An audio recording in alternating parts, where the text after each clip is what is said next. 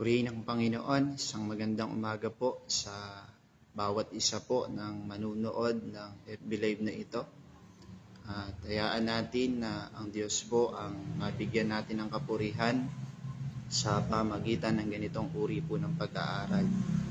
At muli po, naulit ko, isang magandang umaga po sa bawat isa po sa atin na manunood ng FB Live na ito. At hayaan natin na sa pamagitan ng ganitong uri ng pag-aaral ay mapalakas po yung ating relasyon sa Panginoon. Tayo po ay nasa Doro Faith Payatas po sa Quezon City. Panguna po ng ating Pastor Romel at Pastora Onang Rilles, under po ng ating Pastor Luis Bailon. Kaya muli, purihin ang Panginoon sa umagang ito. At patuloy tayong nagpapasalamat sa Panginoon sapagkat lagi tayong binibigyan ng ganitong uri ng pagkakataon sa bawat umaga na dumadaan po sa ating pong mga buhay. Bago po sa salita ng Panginoon, tayo po'y manalangin. Panginoon, salamat po sa inyo sa umaga pong ito. Kayo po'y mabuti, tapat at banal na Diyos. Karapat dapat kayo, Panginoon, sa pagpupuri na mula rin naman po sa inyo pong mga lingkod. Dalangin po namin na samahan po ninyo kami sa amin pong mahikling pag-aaral at hayaan niyo na kayo po ang siyang maitaas sa amin habang kami po'y nag-aaral ng inyo pong mga salita. At hayaan niyo rin po, Panginoon, na sa ganitong uri ng pag-aaral ay mas makilala po namin kayo at mas lumalim yung pagkaunawa namin patungkol po sa inyo pong mga salita. Niniwala kami sa umaga pong ito, kayo ang siyang magpapalakas sa amin at kayo ang siyang patuloy na magtatagumpay sa amin pong mga buhay, Panginoon. Salamat po, kayo po ang patuloy na kumilos sa amin pong pag-aaral ng inyo pong mga salita. Sa inyo pong papuri, sa pangalan ng Panginoong Jesus. Amen and amen. At purihin ng Panginoon sa umaga pong ito. Tayo po ay mag-aaral ng salita ng Panginoon. Ating pong pag-aaralan, ito po'y pinamagatan kong pamumuhay na may pag-ibig. Kaya sa atin bilang mga lingkod ng Panginoon, at naniniwala naman po ako na lahat tayo ay naglilingkod sa Panginoon sa anumang uri ng kapamaraanan ng paglilingkod, ay nagagawa natin yung mga paglilingkod na yon sa pamamagitan din naman po ng pag-ibig na ipinaranas po sa atin ng Panginoon. So hindi na po tayo magtatagal sa una pong pag-aaralan natin. Sabi po dito, matuto tayong umibig. Alam niyo mga kapatid, nakakalungkot isipin, higit sa mga panahon po natin ngayon, ang pag-ibig ng isang tao ay nakadepende na sa kung anong estado nung isang tao o kung ano yung kalalagayan ng isang tao. Alam niya, masakit man isipin, pero ayun na yung nagiging realidad ng mundo natin ngayon. At yung mga bagay na yon ay senyales na talagang malapit na ang pagparito ng Panginoon na marami nang umaayaw sa salitang pag-ibig. Kaya sa umagang ito, napakaganda nung tinuturo sa atin ng Panginoon na dapat matuto tayong magmahal. Hindi lang doon sa tao na malapit sa atin, hindi lang doon sa tao na karapat dapat mahalin. Oy, ito, medyo marangya yung buhay nito, ito yung dapat nating mahalin. Hindi. Mga kapatid, bilang nakaranas ng pag-ibig ng Panginoon, at yung pag-ibig na yun, dala-dala na po natin yon. Kahit saan tayo pumunta, yung pag-ibig na ipinaranas sa atin ng Panginoon, dala-dala na po natin yun. Kaya ang pag-ibig na yun, wala siyang pinipili. Hindi siya nakadepende dun sa katatayuan ng isang tao. Yung pag-ibig na yun, kahit sino pa yan, dapat ay kung ano yung pinaranas sa atin ng Panginoon, ay iparanas din natin sa kanila. Sabi nga sa unang 1 chapter 4 verse 8, sabi dito, ang hindi umiibig ay hindi kumikilala sa Diyos, sapagkat ang Diyos ay pag-ibig. So paano natin sasabihin sa ating sarili na inibig tayo ng Panginoon, naranasan natin yung pag-ibig ng Panginoon, at yung pag-ibig ng Panginoon na yun ay nandito na sa puso natin, kung hindi naman natin magawang mai-apply sa iba? Di po ba? Kaya ang sabi dito, ang hindi umiibig ay hindi kumikilala sa Diyos. Maraming nagsasabi, higit sa panahon natin ngayon, na kapag tinanong mo sila, pinangaralan mo ng salita ng Panginoon, kilala mo ba ang Diyos? Mahal mo ba ang Diyos? Lahat naman ang sinasagot ay oo, iniibig namin ang Diyos. Pero makita siya sa ating sarili na dapat yung pag-ibig na yon ay pinaparanas din natin sa iba. Kasi mga kapatid, isipin nyo, tayo na hindi karapat-dapat ay minahal ng Panginoon at pinaranas sa atin ng Panginoon yung kanyang dakilang pag-ibig. So, sino tayo para hindi iparanas o ibahagi yung pag-ibig na yon na ipinaranas sa atin ng Panginoon? Di po ba? Kaya kung totoo natin nakikilala ang Panginoon, kung totoong nakikilala natin ang Diyos, 1 John chapter 4 verse 8, anong sabi doon? Ang hindi umiibig ay hindi kumikilala sa Diyos. Kaya kung totoong kilala natin ang Diyos, isa lang naman yung dapat na gawin natin. Yung maiparanas natin, yung pag-ibig na naranasan natin na nagmula sa Panginoon. Iparanas natin sa iba. Huwag tayong gumaya sa ibang tao na nakadepende yung kanilang pagmamahal doon sa estado ng buhay ng isang tao. Amen? Huwag tayong tumingin sa ganong antas ng pamumuhay. Ito, medyo maayos yung pananamit nito, medyo maayos yung kasuutan nito, medyo maayos yung katatayuan nito sa buhay. Ito yung karapat dapat ibigin. Hindi. Minsan, mas minamahal pa ng Panginoon yung mga tao na sa tingin natin ay walang magagawa. Katulad natin, isipin nyo, nasa anong uri ng pamumuhay tayo nung inibig tayo ng Panginoon? Di po ba? Wala tayong maipagmamalaki. Ang Diyos lang yung nagbigay sa atin ng kakayanan na yan. Kaya karapat dapat na ibahagi natin yan doon sa mga tao na nangangailangan din naman ng salitang pag-ibig. May binabanggit pa dito. Sa John chapter 13, verse 34. Sabi dito, isang bagong utos ang ibinibigay ko sa inyo. Ngayon, magmahalan kayo kung paano kayo minahal, gayon din naman magmahalan kayo. Di po ba? Isipin nyo kung paano tayo minahal ng Panginoon. Kung paano ipinaranas sa atin ng Panginoon yung dakila niyang pag-ibig na hindi natin masukat. Sabi dito, magmahalan kayo. Sapagkat kung kayo'y may pagmamahalan sa isa't isa, makikilala ng lahat na kayo'y mga alagad ko. Alam niyo mga kapatid, yung pag-ibig pala natin sa isang kapwa ay nagiging dahilan para makilala tayo na totoo tayong lingkod ng Diyos. Di po ba? Isipin niyo, yung mga tao na walang pagkakilala sa Diyos, yung mga nasa labas, magagawa natin mahalin, magagawa natin ibigin dahil inibig tayo ng Panginoon. So, ano yung magiging kaisipan nila? Ano yung papasok sa kanilang mga isipan? Na hindi ko naman to kilala tong tao na to, pero yung kabutihan niya, yung pag-ibig niya, grabe na pinaparanas niya sa akin. Isipin niyo, sa ganoong kapamaraanan, ay nabibigyan natin ng kapurihan ng Diyos. Yung maibahagi natin yung pag-ibig na ipinaranas sa atin ng Panginoon. Sabi dito, sa ganoon ay makikilala na tayo'y mga totoong alagad ng Diyos sa pamamagitan ng pag-ibig. Meron pang isang talata, sa Romans chapter 12 verse 9 hanggang 10. Sabi dito, napakagandang talata rin din po nito. Kung maging tunay ang inyong pagmamahalan, kasaklaman ninyo ang masama at pakaibigin ang mabuti. Sa verse 10, magmahalan kayo bilang magkakapatid at pahalagahan ninyo ang iba nang higit pa sa pagpapahalaga nila sa inyo. Isipin nyo, ganun yung utos ng Panginoon. Yung mga tao na pinapahalagahan tayo, yung mga tao na tumutulong sa atin, anong sabi ng Panginoon? Higitan pa natin ng pagmamahal na pinaranas sa atin ng Panginoon. Paranas natin sa kanila, anumang, alam nyo sa panahon natin ngayon, yung salitang pagmamahal, kadalasan naririnig na lang natin yan sa salita Pero pagdating sa gawa ay hindi na natin nararanasan. Kaya bilang mga lingkod ng Panginoon na kinahabagan lang din ng Diyos, pinaranas ng Diyos yung kanyang pag-ibig sa atin, alam nyo mga kapatid, walang dahilan para hindi tayo magmahal sa ating kapwa. Kasi kung tayo man lang din ay kinhabagan lang din ng Panginoon. So, sino tayo para ipagdamot yung ipinaranas sa atin ng Panginoon? Amen?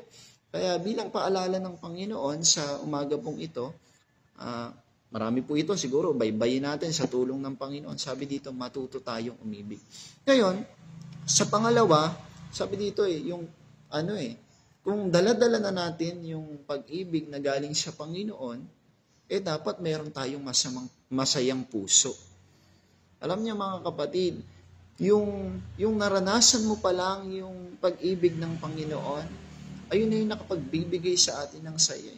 Huwag tayong madaig ng tukso, huwag tayong madaig ng mga problema, pagsubok para magkaroon tayo ng kalungkutan sa ating mga puso. Kahit na dumadaan tayo sa mga sitwasyon na kung saan ay masasabi natin na hindi maganda, kapatid, bilang nakaranas ng pag-ibig ng Panginoon, dapat meron tayong masayang puso. Sabi nga dito sa Kawikaan, chapter 15, verse 13, ang taong masayahin ay laging nakangiti. Isipin, yung tao na nakaranas ng pag-ibig ng Panginoon, dapat meron siyang kagalakan sa kanyang puso. Pero sabi dito, ngunit yung may lumbay, wari bang nakangiwi? Isipin mo, kumikilala ka sa Diyos, tapos yung tingin tayo ng tao, parang lagi kang bugnutin, parang lagi kang malulungkutin. Di po ba? Dapat meron tayong isang puso na masaya. Meron din binabanggit dito, Kawikaan chapter 17 verse 22, sabi dito, ang pagkamasayahin ay mabuti sa katawan. Isipin nyo, yung pagiging masayahin ng ating mga puso, nagdudulot siya ng maganda sa ating katawan, nakapagbibigay ng sigla. Pero sabi dito, katawan at ang malungkutin ay unti-unting mamamatay. Isipin nyo, salita na ng Diyos ang nagsasabi. Yung malulungkutin ay unti-unting mamamatay. Pero yung mayroong puso na masayahin, anong sabi dito? Nakapagbibigay siya ng sigla sa ating mga katawan. Mga kapatid, hindi problema yung makapagbibigay sa atin ng lungkot. Lagi ko ang sinasabi, ito yung problema, pero dahil naranasan mo yung pag-ibig ng Panginoon, pinaranas sa iyo, nararamdaman mo at daladala mo yung pag-ibig na yon. Kapatid, ito yung problema, ito yung kagalakan ng Panginoon, tinatakpan niya lang yung problema na nararanasan mo. Kaya hindi mo namamalayan na pagtatagumpayan mo na pala lahat ng mga pinagdadaanan mo dito sa mundo. Anong kailangan natin gawin? Kailangan magkaroon tayo ng isang puso na masaya. Meron dito sa baybayin pa natin. Pangatlo, bilang merong pag-ibig, dala-dala natin yung pag-ibig ng Panginoon. Sabi dito, masaganang pagbibigay. Mga kapatid, kung totoong nagmamahal tayo, dapat marunong din tayong magbigay. Hindi lang doon sa tao na eto mas karapat dapat tong bigyan, ito yung bigyan. Hindi mga kapatid. Bilang kinahabagan ng Panginoon at bilang minahal ng Panginoon, dapat natututo tayo na magbigay. Hindi man sa pinansyal na pangangailangan, lalong higit sa ating mga panalangin, ay matulungan natin yung isang tao, yung isang kapatid natin na nakakaranas ng mga sitwasyon na hindi magaganda. Lalong higit, pasalamatan natin mga kapatid yung mga lingkod ng Panginoon na ginamit sa atin ng Panginoon kung bakit nandito tayo sa ganitong uri ng pamumuhay, bakit nandito tayo sa ganitong uri ng paglilingkod. Alam nyo, pinapasok ng Panginoon sa aking kaisipan habang nananalangin kanina, yung mga tao na ginamit ng Panginoon kung bakit nandito tayo sa ganitong uri ng paglilingkod. Siguro hindi na natin sila nakikita, hindi na natin sila nakakausap. Mga kapatid, ano na ngayon through online na, pwede natin silang i-message, pasalamatan natin sila, yung mga pastor, yung mga manggagawa na ginagamit ng Panginoon sa atin. Bigyan natin sila ng isang message na, Pastor, salamat po sa inyo dahil kung hindi dahil sa inyo, hindi kayo ginamit ng Panginoon, hindi ko makikilala ang Diyos, hindi ko mararanasan yung pag-ibig ng Panginoon. Kaya bilang mga nakaranas ng pag-ibig ng Panginoon, kapatid, pasalamatan natin sila. Bigyan natin sila ng pasasalamat, hindi man sa pinansyal na pangangailangan. Sabi ko nga, yung panalangin natin ay napakalaking tulong para sa mga lingkod ng Panginoon na ginagamit ng Panginoon para sa atin. Magkaroon tayo ng kaisipan na message natin sila o puntahan natin sila, pausapin natin sila, at pasalamatan natin sila. At kung meron tayo, mas maganda-ganda, bigyan natin sila kung ano yung makakaya natin.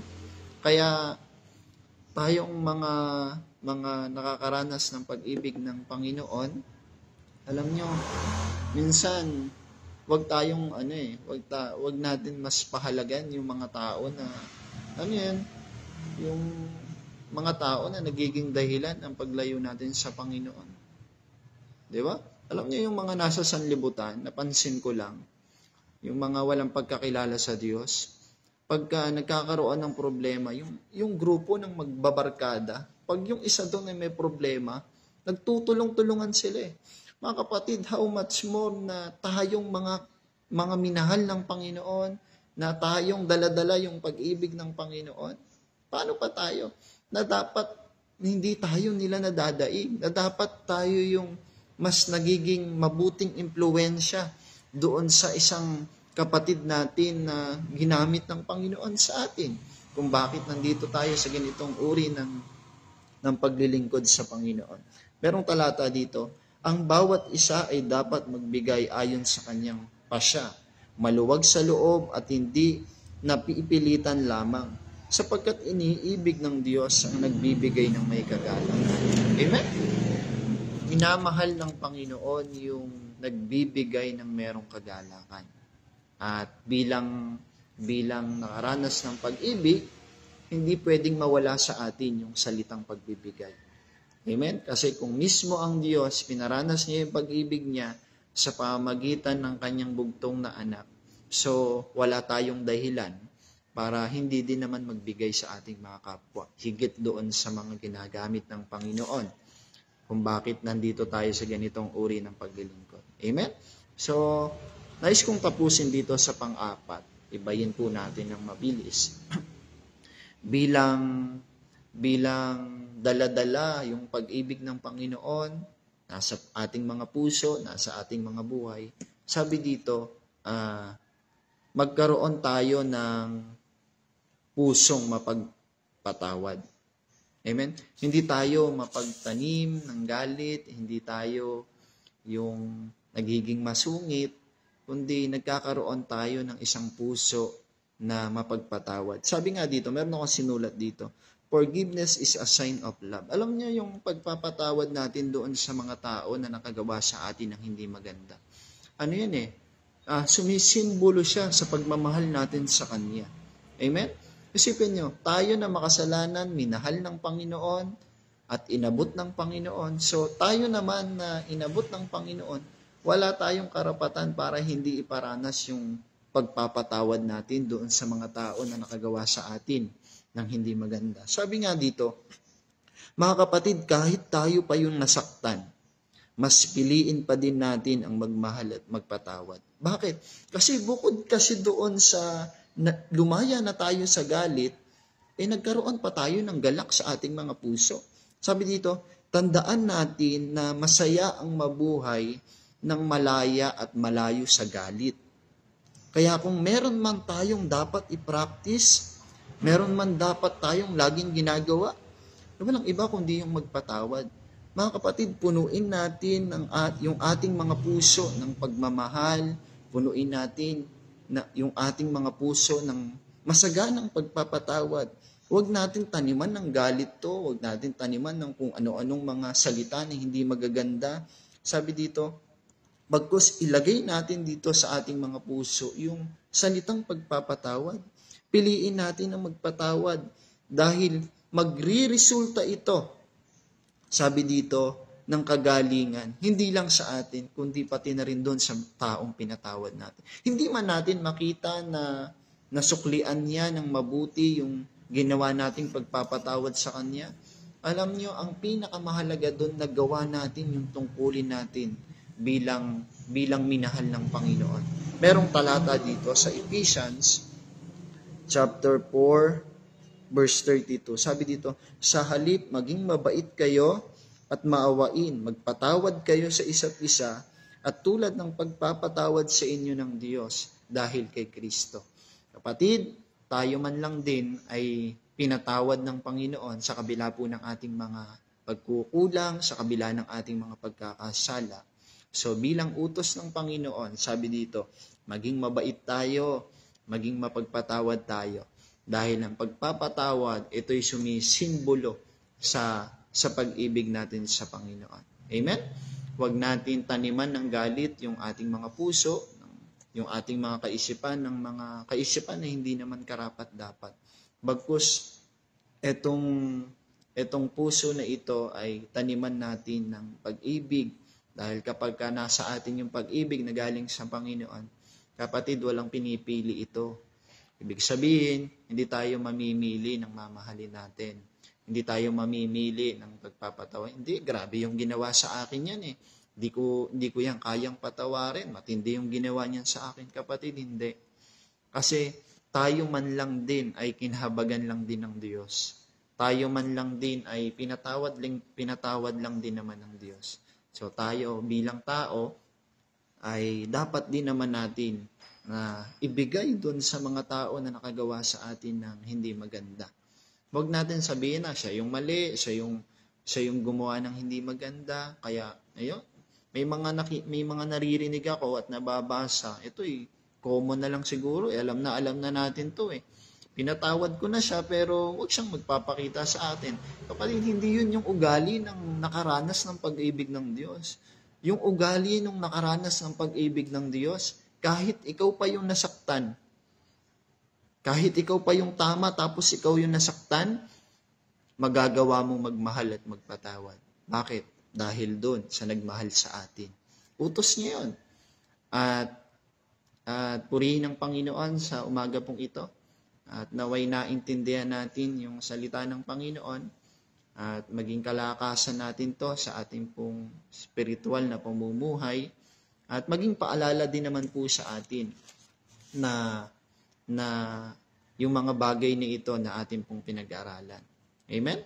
Sabi nga dito, pamumuhay na mayroong pag-ibig, matuto tayong umibig, magkaroon tayo ng masayang puso, matuto tayong magbigay, matuto tayong magpatawad, yung puso na mapagpatawad. At sa ganoong bagay, sa ganoong mga pangyayari sa ating pong mga buhay, ay nabibigyan po natin ng kaluguran ng Panginoon. Kaya salamat sa Panginoon sa umaga pong ito at naway naintindihan po natin yung salita ng Panginoon. Tayaan natin na ang Diyos po ang mag-bless sa ating pong mga buhay. Nais ko pong manalangin at hayaan natin na ang Diyos ang patuloy na mag-ingat sa atin sa buong maghapon pong ito. Panginoon, salamat po sa inyo. Salamat sa pag-ibig ninyo na amin pong naranasan na siyang naging dahilan kung bakit natuto kami na magmahal. Dahil unang-una, kayo po yung siyang nagmahal sa amin, Panginoon. Kaya karapat dapat din naman po kami na magmahal sa iba, Panginoon. Salamat po, i-bless nyo po ang lahat ng tao na nanunood ng pag-aaral na ito. At hayaan po ninyo na kayo po ang siyang magtagumpay sa amin, sa mga magtatrabaho, sa mga papasok sa eskwela. Lord, ingatan niyo po sila, paranas niyo po sa kanila yung pag-ibig ninyo, at kayo po ang patuloy na magtagumpay sa kanilang mga buhay, Panginoon. Salamat po, at hanggang sa mga susunod na araw pa, Panginoon, ay patuloy na kayo po ang siyang mapaluguran namin, Panginoon. Akin din pong dinadalangin, Panginoon, ang mga pastor ninyo sa kabuuan ng organization ng Doro Faith, Panginoon, mula po sa aming General Superintendent, Pastor Joseph Masaredo, at sa lahat po ng mga pastor, mga manggagawa na ginagamit po ninyo, kayo po ang patuloy na mag-bless sa kanila at gamitin ninyo ang kanila pong mga buhay bilang mga daluyan ng pagpapala, lalong higit sa amin pong spiritual, Panginoon. Tinataas din po namin sa inyo ang misyon ng aming pong Pastor Luis Bailon sa mga pagbisita, sa mga simbahan, Panginoon, kayo po ang patuloy na mag-ingat sa Kanya, tuloy niyo po siyang samahan, tuloy niyo po siyang bigyan ng kalakasan, Panginoon, at ang totoo, pangako ninyo yan sa amin Panginoon, na kung uunahin namin kayo, ay kayo po ang magkakaloob ng lahat po ng aming mga pangangailangan, Panginoon. Salamat po, i-bless niyo po ang buhay ng Pastor Luis, patuloy na ingatan, bigyan ng kalusugan, at sa lahat ng kanyang mga pagmimisyon, Panginoon, kayo po ang siyang patuloy na mag-ingat sa kanyang buhay, Panginoon. At ang tagumpay ay lagi po ninyong maibigay, Panginoon. Salamat po, purihin kayo sa mga may karamdaman sa umaga pong ito. Panginoon, magbigay kayo ng kagalingan, iparanas ninyo yung dakila ninyong kapangyarihan, Panginoon, na kayo po'y Diyos na dakilang manggagamot. Higit pa kayo sa magagaling na doktor sa mundo pong ito. Maraming salamat po at kayo po ang maitaas sa aming pong mga buhay, Panginoon. Sa inyo pong papuri, parangal at pagsamba sa pangalan ng aming Panginoong Jesus. Amen. Amen. God bless po sa bawat isa at ang Diyos po ang patuloy na magpala po sa atin.